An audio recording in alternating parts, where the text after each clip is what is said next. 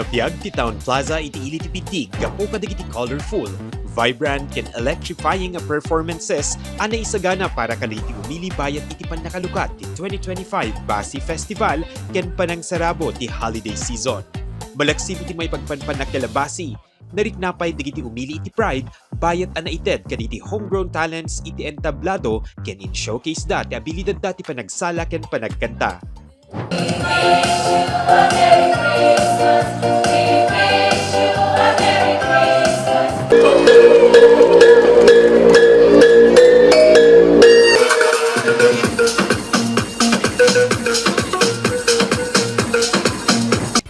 Moment that everybody's waiting for, di pa nakapasilaw ti town's Christmas tree. 3, 2, 1!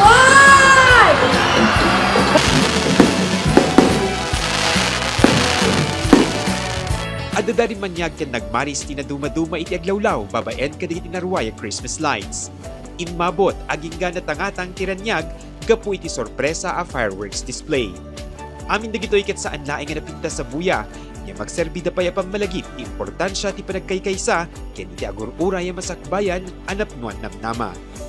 This event is more than just switching on the lights, but it is a moment that reminds us who are we as a Pitigeños who are resilient, caring, and always ready to face challenges that come our way. Itiin tayo pinangpasilaw, iti plaza tayo kakabsat, ipakita namanin, iti kinaabda, iti namnama kadatayuan. Kas pa ng subad mi, iti kooperasyon nyo, iti pinagbalin tayo ngay ayaten nga ili, akas first income class municipality. May this fiesta and this Christmas season strengthen our unity, inspire us to dream bigger, and lead us to even greater achievements for our beloved people. Merry Christmas and a Happy New Year to all.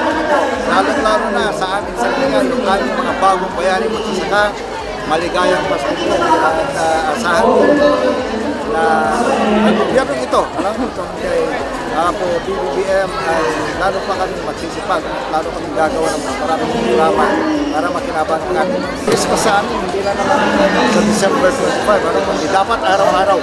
So yung spirit ng Christmas sa niya ay dapat araw-araw, hindi lang sa December 25. So again, pagkakulutunan tayo, gumagaan ang ating trabaho at naiangat natin ang bawat isa. Sumagmamanupay nga aldaw sakbay ti Paskwa, yung nasapa na awat na giti-chikiting ti Christmas gift da. Yearly talaga nga tatendaran mi ti opening ti Christmas light ti Pintig. Tanan sunog sa uso nga kanayon ti Pintig. Kasi comparing to other municipalities, isa ko matatakit, golden one. Kasi subsuway bayan na So ko nakit nagkakapinpitas kasi noan na ti uso, so ti susukoten ti Pintig, which ma-attract na talaga ti ubing, which is isot main nga main nga i-cater na. Yes, Ti ubing. yes. So nag-enjoy kayo med lang ha? Super. Enjoy na ka? Enjoy? Siksik ti sorpresa na ipaay kadagiti umili ken bisita. Uray ti panagibos ti rabii, ad-adu pay aragragsak ti naguray katakwada.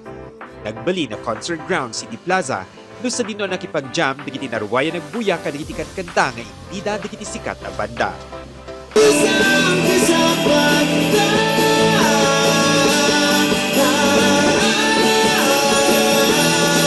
Ako'y alipin ng pag-ibig ko, kanyang puso mo'y sa akin lang, hindi ka na mali lang. Mark Magdilila, Balitang Solid North.